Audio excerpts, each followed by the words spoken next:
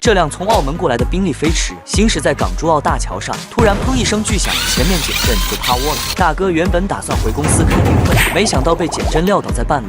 去到附近的 S 店，被告知只能换全新的总成，2条报价69800，而且要等7天配货。好在车主以前刷过我们的视频，知道我们这里可以在保证安全和质量前提下，当日即可交车。车主为了不耽误行程，于是立马开车过来。视频都看到这里了，如果你也觉得我们修得不错的话，不妨转发收藏起来，帮助身边更多有需要的朋友。一会儿的功夫，师傅就将减震修复好了。如果你的爱车也有同类型的问题，可以在评论区留下666，我给你专属方案。